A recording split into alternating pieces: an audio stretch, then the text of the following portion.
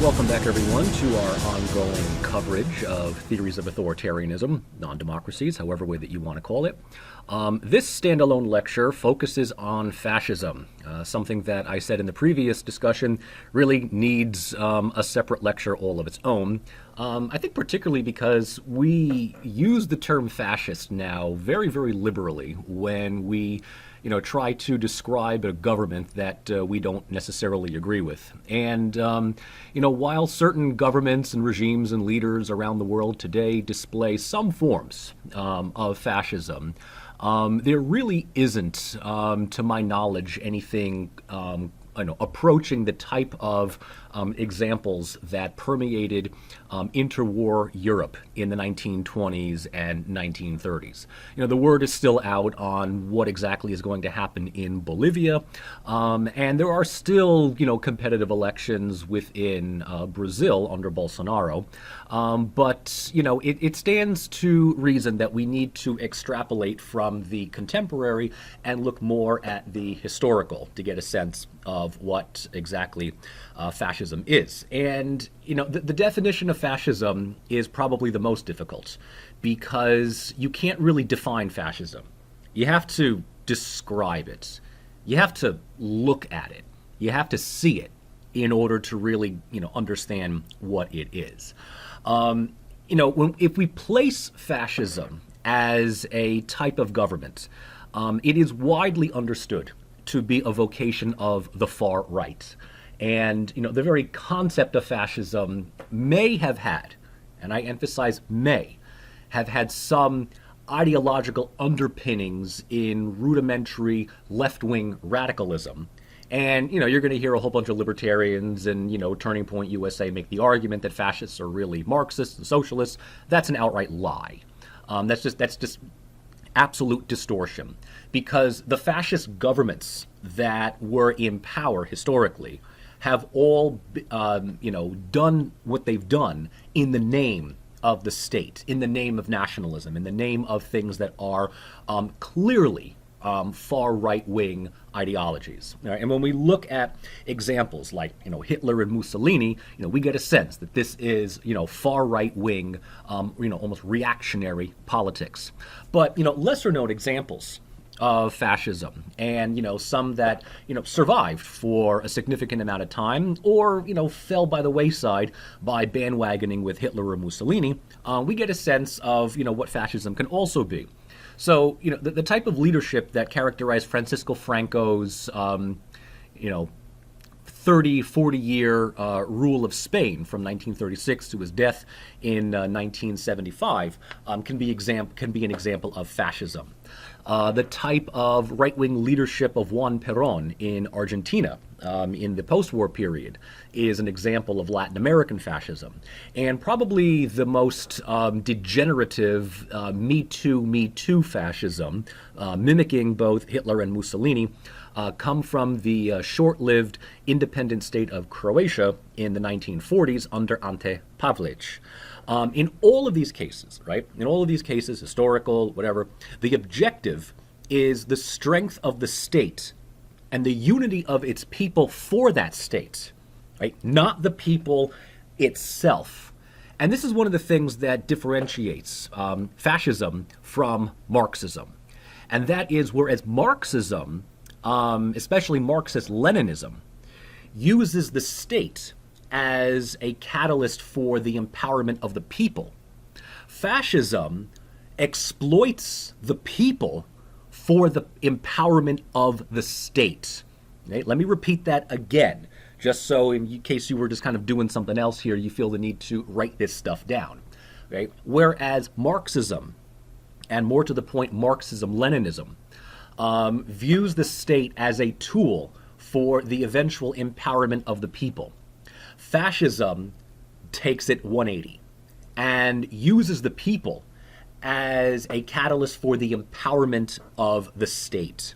And there are a number of trappings that are associated with fascism that add to our understanding that the end result is, sort of the invincibility of the state. Because fascism will oftentimes associate with, sort of non-ideological, pre-existing organizations and institutions.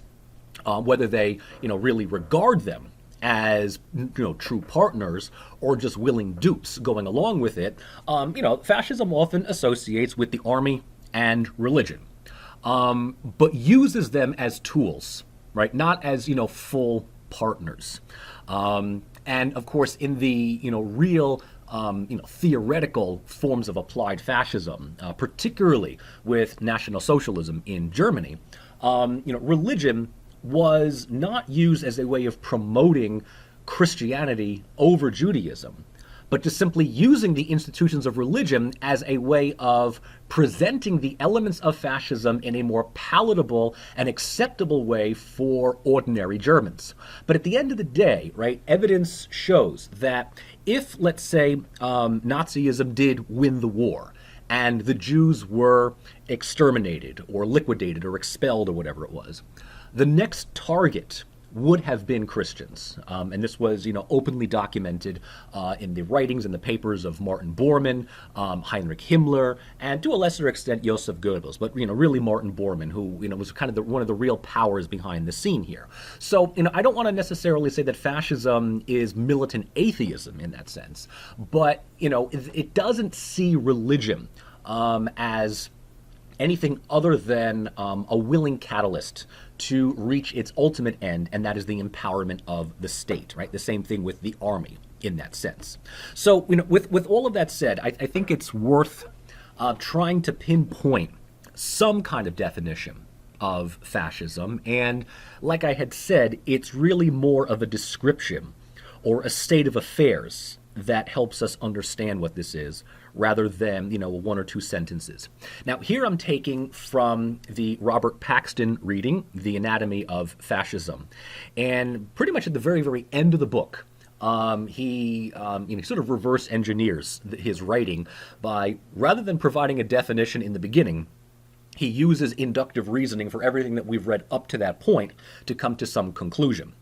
But this is probably the best understanding of fascism that I've, ever seen.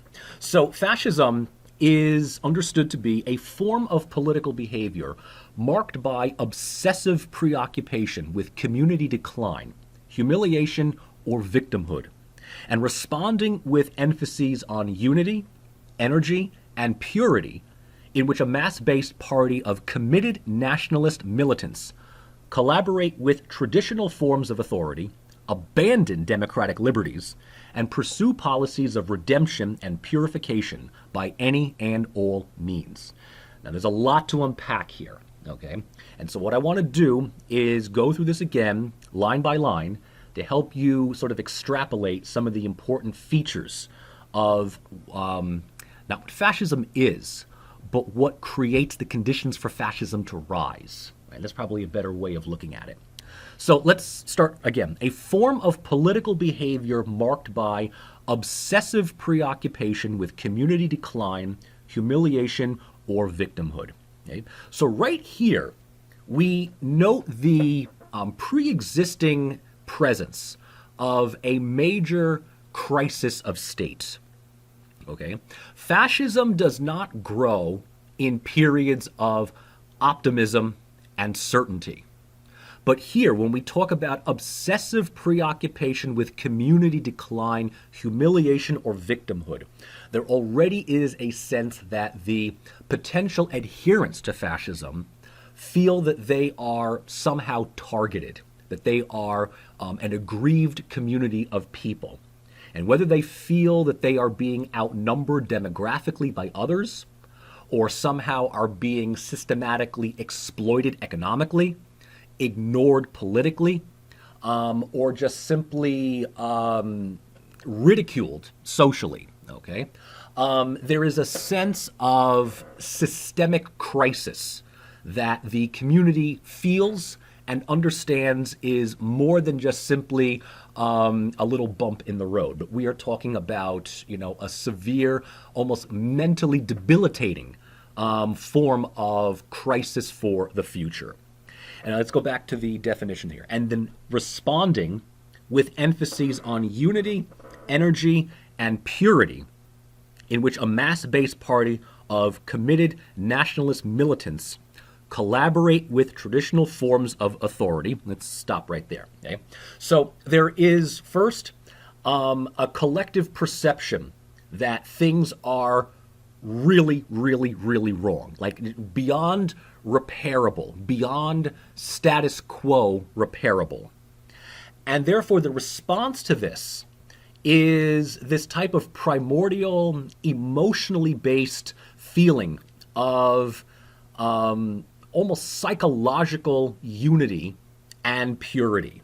Okay? In other words, rather than dealing with the issues economically, politically, or even institutionally, the remedies or the responses are more of a psychosocial response, more of a mental anthropological response. Okay? So we have abandoned all pretexts of existing logic and reason.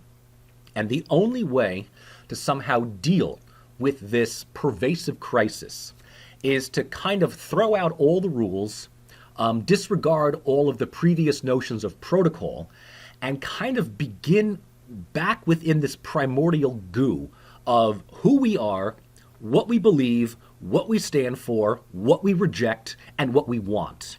Okay? So it's like, rather than trying to rescue a ruined meal by, adding salts or, diluting it with water or whatever, we literally just throw everything away. Right? We throw everything away. We don't even look at the ingredients anymore. And we just start from absolute scratch.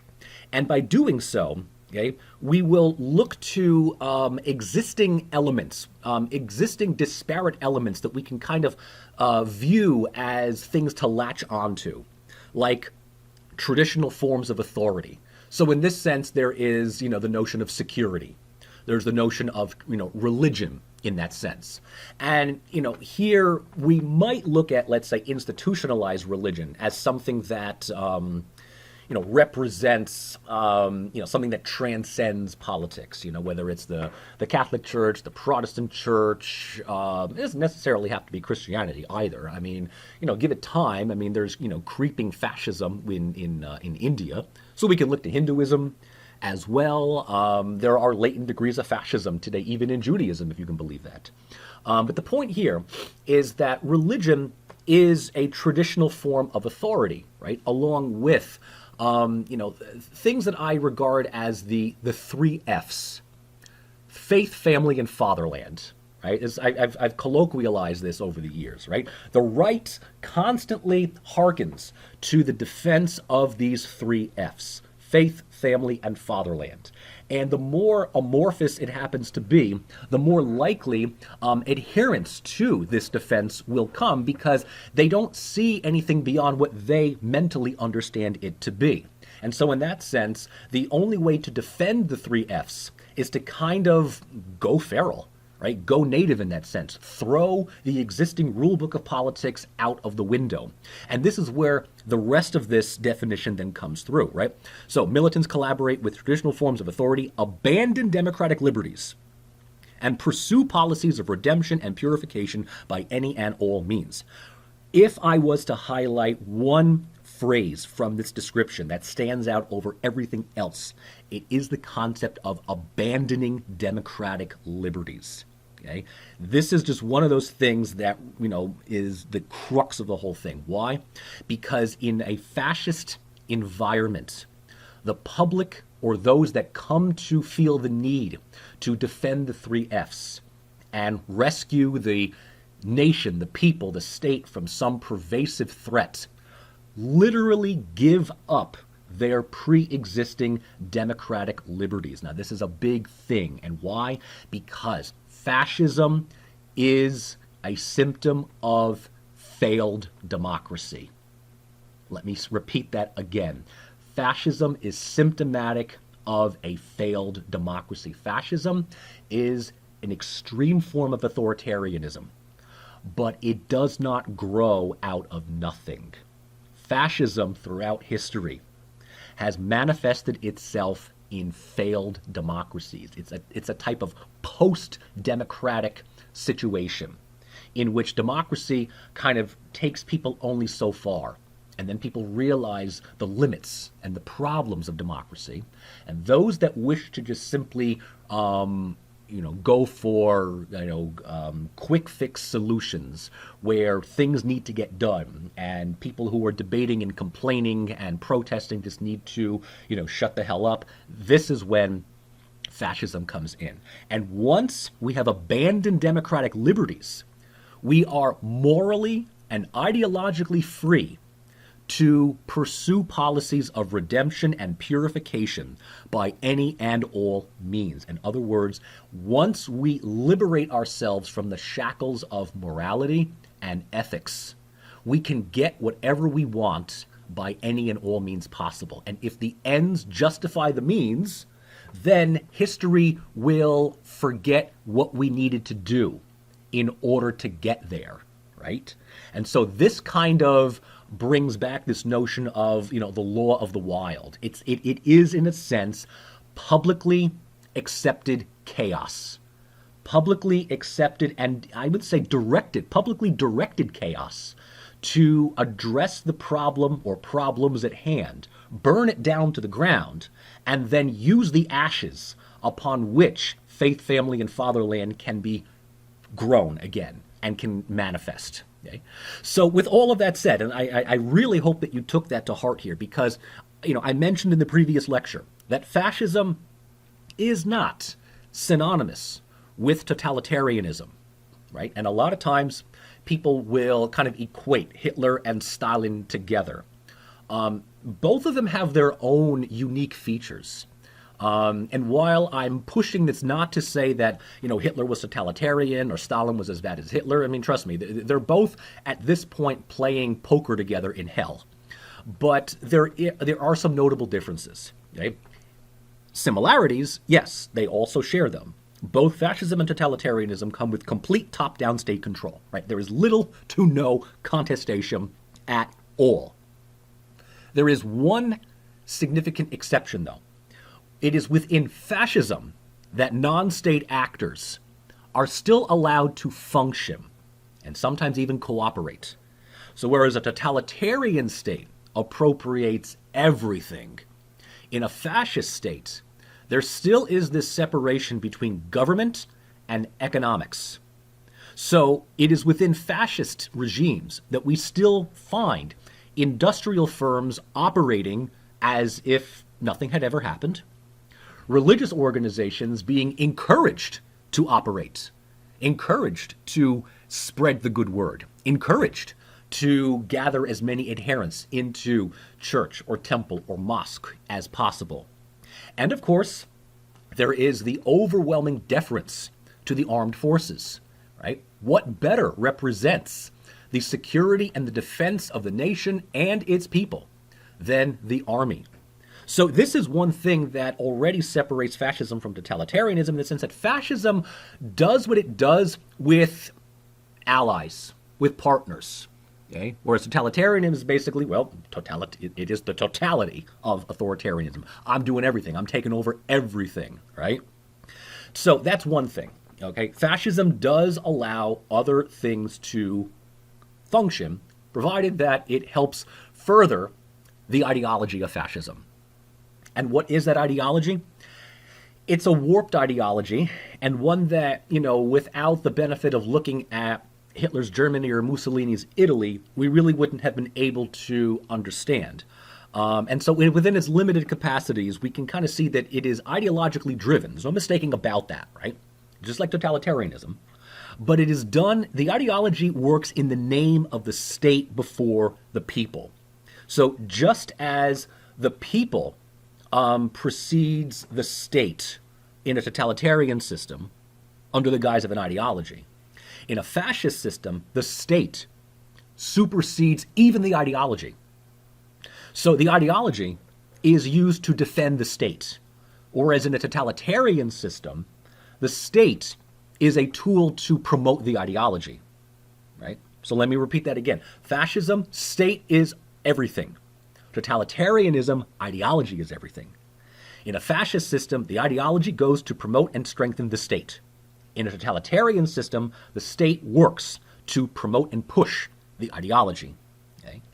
And in that sense, by placing the state as the paramount end goal, okay, the ideology then calls on the public to do everything that they can to strengthen the state and empower the state to serve as a form of protection for its people. And this is kind of where the democratic element comes in, because totalitarianism, if it places ideology above everything else, then state and people are mere subjects to the ideology. In a fascist system, the ideology works to promote the state, but it calls upon the people to then use that ideology to promote the state. So there is kind of this public need for activity, right? And if you remember Dahl's chart, fascism in the authoritarian sense is all the way in the bottom right-hand corner, right? Inclusive hegemonies. There is little contestation, but there is high degrees of participation. So it is mass society that works to empower the state. And whereas totalitarianism sees the public as just mere cogs, fascism looks at the specially chosen people as the agents to deliver the state. So you all have a role to play. And probably the best way of differentiating this is that in a totalitarian system, Big Brother is watching you. In a fascist system, Big Brother needs your help, right? Big Brother can't do it alone. Big Brother needs his little brothers and sisters, right? That's the difference. In a totalitarian system, Big Brother doesn't give a crap about you. In a fascist system, Big Brother wants you to get involved. It wants you to be upset. It wants you to be encouraged. It wants you to be engaged. It wants you to be empowered. It wants you to be part of a civil society that promotes the ideology of fascism, which in turn empowers and strengthens the state for all time. Okay? And so fascism calls upon mass mobilization, something that totalitarian states do as well, but the mobilization is done for ideological purposes alone. In a fascist sense, the mobilization calls on everybody to, put in their fair share of time, right? If you're going to be a farmer, farm. If you're going to be, an industrial, industrialize. If you're going to be a lawyer, legalize. If you're going to be a teacher, teach. If you're going to be an athlete, runs, hop, skip, jump, whatever it is, right? And so when we talk about mobilization in this sense, fascism, requires the pre-existing establishment of some type of modernized society. Okay? It needs a middle class. It needs an industrial class. It needs skilled labor in that sense. Right? Fascism can only take place in developed states because it's in developed states where the people can actually help Big Brother. Right? So fascism is not the product of weak states or weak societies. That's the reason why you don't see fascist regimes, at least historically, growing in colonial states. You see them manifesting in Europe. You saw it rearing its head and threatening democracy within the United States. And, along with that need for a modern class of citizens, there's an inherent democratic character to fascism. And this is probably what makes fascism more dangerous than totalitarianism. Because, totalitarianism, needs a utopian messianic ideology and a Big Brother in order to deliver it. Fascism kind of gets elected into power, right? See, fascism just kind of grows out of public resentment for the status quo. And so, back into Paxton's description, right? The whole notion of abandoning democratic liberties is something the public does voluntarily, right? So it's like the last act of the last act of democracy is to vote it out of its existence, right? The last act and the last act of democracy and the first act of fascism is for the public, the citizens, to will it to be so. So the people will willingly abandon their personal freedoms for collective strength. Right? And this question is, still thrown around today. Are you willing to give up your civil liberties if it meant increasing national security? Right? Are you willing to subject yourself to state surveillance? Because A, you have nothing to hide, but B, others might. And if the state does not engage in these, exceptional practices for these trying times, we'll never know what internal contagion is threatening to destroy the state. Right? So the people will willingly abandon their personal freedoms for collective strength. And as I said, this is sort of a result of a failed democracy. And it's worth thinking metaphorically that fascism grows out of the dying carcass of a failed democracy. Right? It's like a democratic state that fell to the dark side of the force. Rather than using the instruments of democracy as a self-correcting mechanism to fix the problem, the public has realized whatever self-correcting mechanisms the democracy might have, it's insufficient for the crisis at hand. So we just literally need to just, take our hand and sweep everything off the table and start fresh. Okay? And so you got to think to yourself, all right, well, what in the hell is necessary for fascism to happen? Like, how bad does it happen? How bad does it have to be? The good news is that more often than not, the situation is never as bad as it can be for fascism to rear its head. And I'm saying this knowing full well the current state of political affairs that we are in March of 2020. But I'm still going to remain optimistic. And no, be no brown shirts marching through New York or anything else like that, right? But we need to really look at a couple of things. And probably the first thing is a sense of overwhelming economic crisis. And I'm not just simply talking about economic crisis. I'm talking about social, economic, and cultural paranoia all at the same time. Like if the stock market was tumbling, but social cohesion was still there, and political culture still believed in the principles of democracy, we're going to, fireside chat get through this. But if there is a sense of pervasive hopelessness, that nothing is going to get better, and that the economic state of affairs has already taken its toll on social capital and is already feeding into elements of cultural paranoia, well, then there might be conditions for small yet incredibly vocal kernels of fascism to rise. But even if that happens, there's a couple of other things that still, if we don't see them, prevents this from spreading.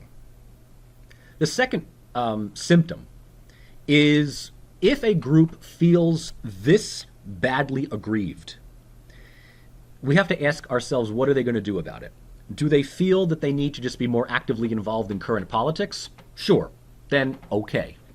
But if the group decides to start thinking of themselves as besieged, beleaguered, and they turn that sense of victimization into a form of steadfast and stoic primacy, that we are victimized by a number of other undesirable, degenerative political and social groups, and we're the ones that truly deserve to inherit the state, and we're the ones that the state was founded not only for, but also by, then all of a sudden the people who see themselves as victimized start to blame others, blame external threats, and even worse, internal contagion for the crisis that they're in.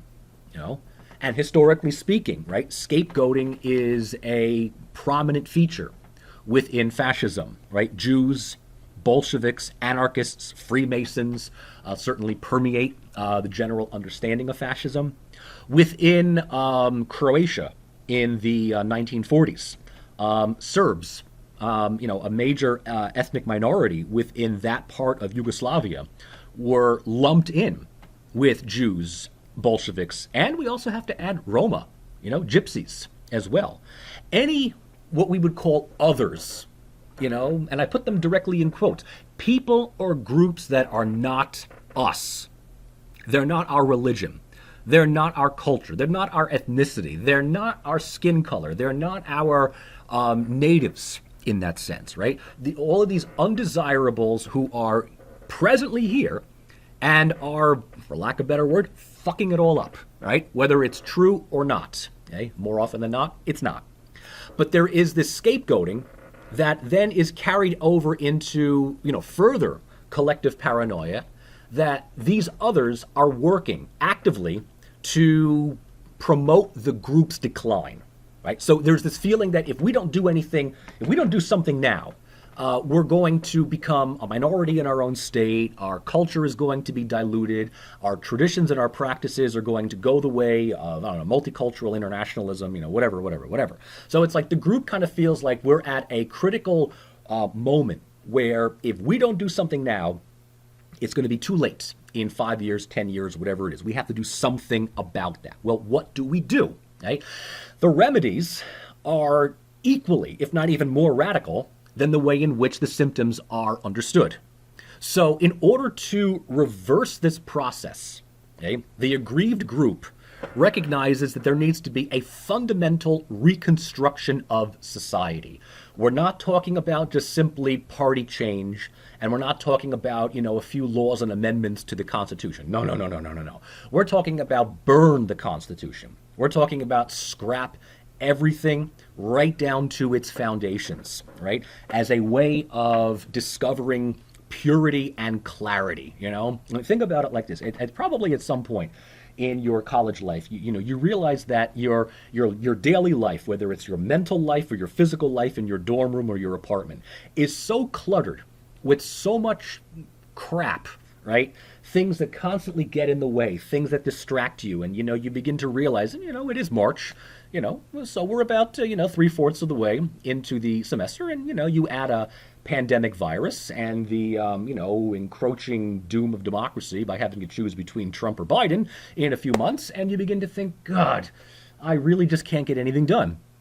I'm too worried about the future. Well, what do you end up doing? Well, you could drink your way to a nice, numb stupor, but, let's just say that you don't have alcohol. What do you start doing? You start whittling away the things in your life that you don't feel are important. And then you start thinking about what is important to you. Right? What is important to you? What's important to you in terms of your identity, in terms of your values, in terms of what you need to move forward, to strengthen yourself and to move forward. Well, this is what fascism does. And this is why it's very intoxicating to ordinary citizens, because fascism doesn't immediately say, kill the Jews, put them in camps and gas them. No. Fascism starts out by saying, be proud of who you are. Embrace your culture, embrace your own traditions, because these other guys are doing it themselves. You're part of this whole thing as well. And rather than embracing it within, concepts of existing legal laws, say that you are proud to be who you are simply because that you outnumber them 10-1. That this is your home, not theirs. That this is just how it used to be done. And if this is how it used to be done, then you're obviously at the advantage. And that, constantly deferring to minority identities and rights and, affirmative action nonsense and things like that, right? Just sort of has led to community decline, has led to the moral degeneration of society. So, we need to kind of re-examine, what are the things that just make humans work? And so there's a type of social Darwinistic redemption that fascism promotes, in the sense that it starts to differentiate between people who are stronger and more capable than others. And of course, it's always the case that the stronger ones are, surprise, surprise, our own people. And we become the chosen people. It's our right to dominate over others. These other ones, they don't know what they're doing. All they are is just promoting chaos. And so we just need to assert the primacy of the group over everything else. with a charismatic authority at the top to, lead the way, and sometimes over any rational reasoning, right? The person who's going to tear up the rule book, the person who is going to buck the system, the person who's going to piss as many people off. And the angrier that they get, the more likely that the person that we're supporting is doing the right thing. Now, if you're thinking this is a little too close to home for something that's happening in the United States, hold off on that and wait until we get to populism. But sneak preview, there's a lot of things that are similar to populism and fascism, but we got to do fascism first before we look into the more micromanagerial things of populism. So we talked about the symptoms. We talked about the remedies. Okay? And the remedies basically mean one fateful decision. And that is, the remedies require you to break through the barriers of democratic gridlock. The remedies require you to say, you know what? Fuck political rights and civil liberties of people who don't deserve it. Fuck the whole concept of politically correct morality in that sense, right? We got things that need fixing.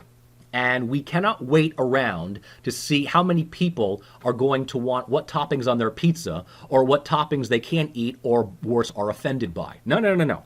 We've decided that the way to fix this is this solution. And this is the solution it's going to be. And if you don't like it, you can leave. That's the whole thing. And so there is this disillusioned society that starts envisioning, fantasizing about a strong state that is within arm's reach, right? We can only just break through the barriers of democratic gridlock and bureaucratic nonsense and trying to placate the feelings and the wants of groups that, don't care for us in the first place. If we just basically say to everybody collectively, fuck you, then we can create that state that we need, right? That is what a disillusioned society envisions for a strong state. And yes, in order to get that way, fascism will abandon democracy, but they will keep industrialization. They will keep capitalism. Okay? So fascism is also this great way of saying that there's a lot of people, if they had to choose between Thomas Jefferson or Adam Smith, they're going to go with Adam Smith, even though Adam Smith would repel against the concepts of fascism. But you get the idea. So, fascism will retain its link to capitalism. But here's the thing. Capitalism and industrialism will be channeled towards producing what it can towards enhancing the power of the state. Right? So we're not just simply talking about individual consumerism, but we're talking about military rearmament. We are talking about heavy industry, organized labor, but it's not even organized labor in unions, right? Fascism gets rid of unions altogether. You are part of one ginormous national union, the state itself. So everything is working for the state, right? There's a slogan in Nazi Germany, Alles für Deutschland. It literally means all for Germany. And of course, this is going to be harmonized culturally within carefully crafted state-sponsored historical memories, through rituals, symbols, and commemorations that try to link what the goal of fascism is in the present time with some kind of recognizable, discernible, historical example of what the state was God knows how far back ago, right? But it certainly is not now. So like Mussolini's Italy kind of hearkened itself as the inheritor of Rome, both the Roman Republic and the Roman Empire. Nazi Germany, sort of modeled itself as this type of neo-Roman, neo-Gothic embodiment of, pagan Germania in this sense. So history and national pride matter a lot within fascism, and the cultural appropriations, certainly don't make a parallel with the past, but it uses the past as a way of trying to create an idea, create an image for what the public can, aspire towards in the near future. So all of this is effectively post-democratic because the concepts of electoral debate and contestation are all gone at this point. Participation is there, but there is no debate anymore. This is just how it's going to be, right? So there's a very straightforward path. And yes, there's a lot of totalitarian similarities, but again, it is the public that is given the sense that they have the power themselves to do it. Now, I also need to talk about how fascism is ultimately reactionary. Okay, and look, in this day and age, and YouTube and everything else like that, there's a lot of deliberately misleading podcasts and descriptions of fascism. I'm talking to you, Dinesh D'Souza, and you, Turning Point USA, that tries to make the argument that fascism is ultimately Marxism. Right? It is, a revolutionary, aggressive, hate-filled socialism. And of course, it doesn't help that the National Socialist German Workers' Party, the Nazi Party, was called that as such. But if that's the only thing that you see, if that's as far as fascism goes, as far as you're concerned, yeah, you're going to be easily duped. But in reality, fascism may have a revolutionary foundation that is based within, let's say, Marxism.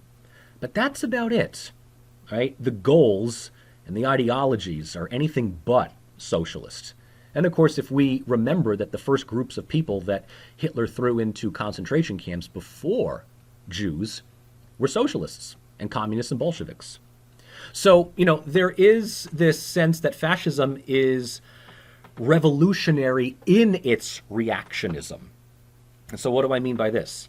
I mean that there are, fascism embodies extremist movements that are determined to destroy the state and its society as it currently is. Okay? It aims not to fix the crisis. It aims to burn everything down in its solution.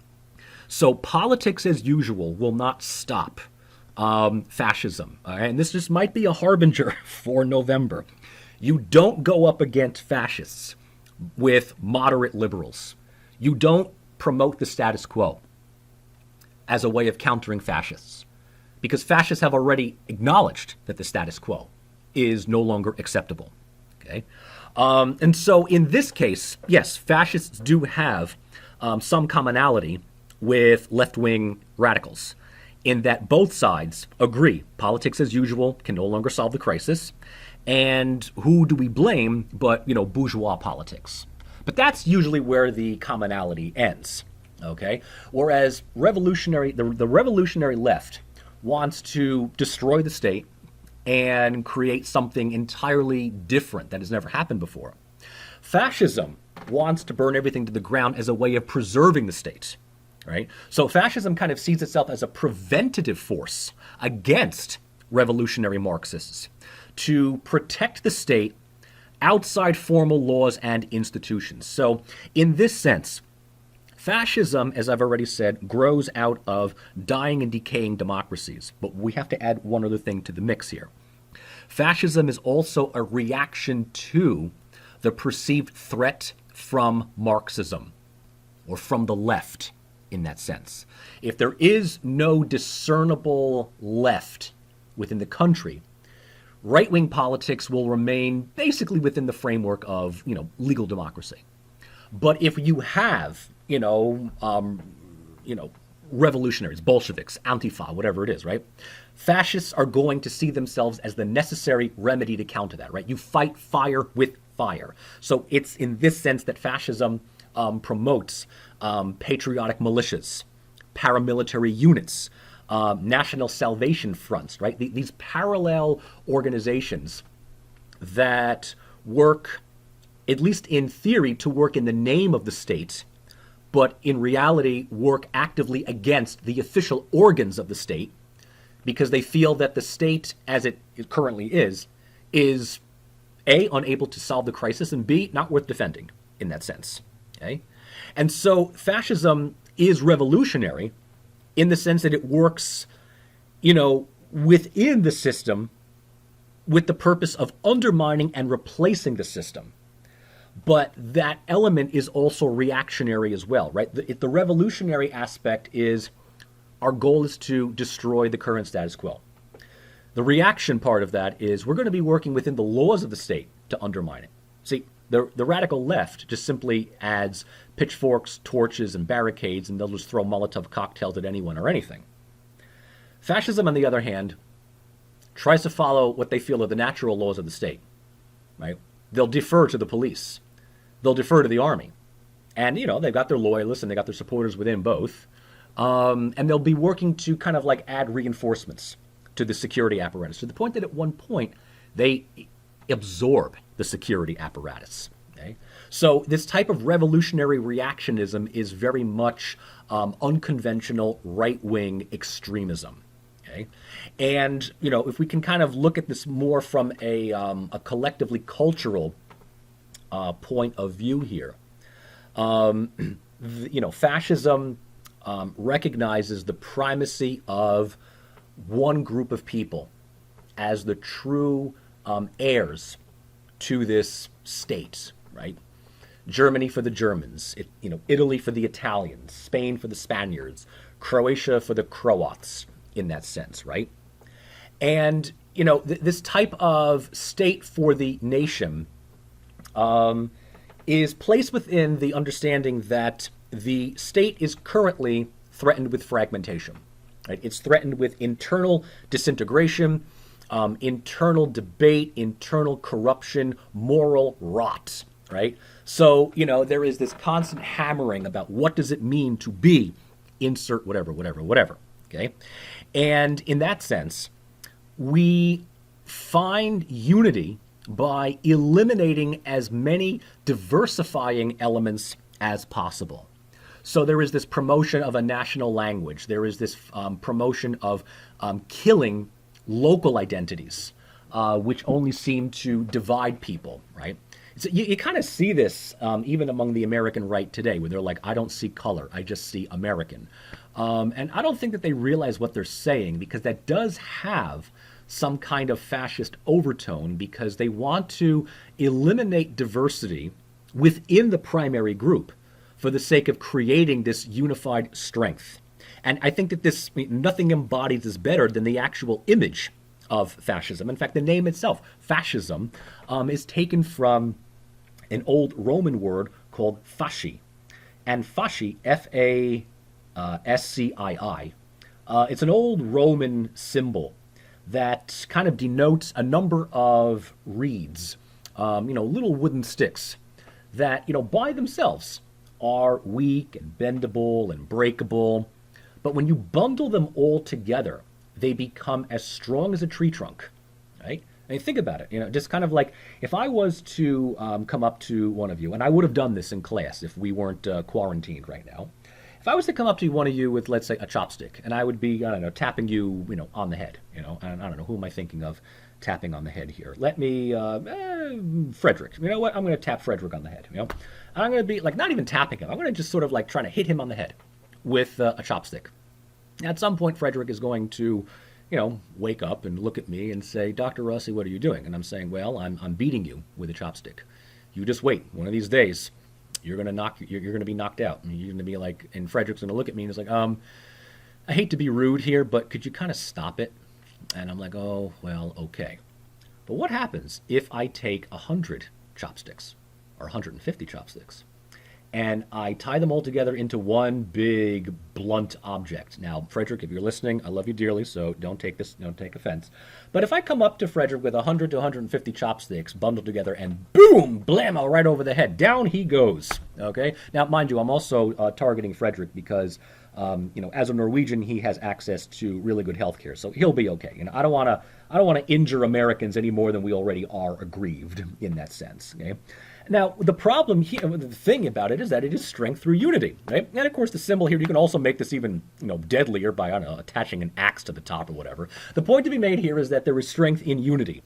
There is weakness and chaos in diversity and individualization.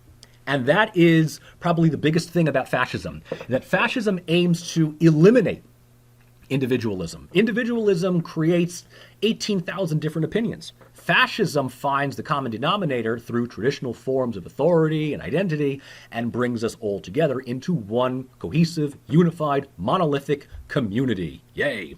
Right? Another good way of looking at this is artistically. This was literally a cartoon done in the Weimar Republic, or maybe the first months or so of Hitler becoming chancellor. But it gives you a really good sense of what fascism envisions. So you kind of take a look at the upper left-hand panel here, and you know that before becoming the Führer of Germany, Hitler was trying to become an artist. And in hindsight, if the Vienna Art Academy had just accepted him, we probably wouldn't have to worry about a lot of things these days. But we haven't invented a time machine yet to go back in time and prevent that, so we're dealing with this narrative. So here he is kind of looking at this art exhibit from some artists that can only be considered non-Aryan, right? And, just think about it like this. You're going to, I don't know, the MoMA, or, the MoMA's probably good. I don't know if any of you have ever been to the MoMA. You're kind of looking around and you're sort of like, how the hell did this stuff make it into the art world? There was one time I went to the MoMA with my wife, and there was a wing that was, there was like a display that had like an open bucket of spackle and 2 work gloves. And we literally were standing there wondering, is this a legitimate art display, or is this just something that the construction crew just left behind? And we really did not know, So it's like, you go to the MoMA, and it's just like some of these art things are just like, oh, for God's sake, I don't know where you're coming with this. I don't know what you're trying to promote. I don't know what political message that you have. But, at one point, Hitler gets tired of listening to this, and in the next thing, smash! Hitler, bleh, whatever. Look at all the little people, fighting amongst one another here, And Hitler's like, no. I'm going to remodel all of this. And by pushing all of these into one mold, I am going to create the epitome of what fascism represents. Tall, masculine, muscular, and naked, apparently. Right? Out of chaos comes the strength of unity. And in that sense, fascism aims to see itself as a redemptive form of authoritarianism, and that is why I feel that it is significantly different from totalitarianism, but also something that requires a standalone discussion, because as you can figure out, it's not as easy to define as the others. All right, no, don't worry about that, and we're going to talk about hybrid regimes later. So that basically brings us to a close on our coverage of fascism. So you should basically now know 4 types of authoritarian models: totalitarianism, sultanism, post-totalitarianism, and fascism. And once again, your participation assignment is to send me a separate email from the one from the previous one about what you think fascism is. I want you to just simply give me a paragraph about what you got out of this discussion and what you got out of the accompanying readings. I will grade that along with the other one that you're sending me, and this will go towards your participation. Okay, our next subject will be a little bit more complicated, but much more contemporary, and that is hybrid regime. All right, so stay tuned, and I will see you next time.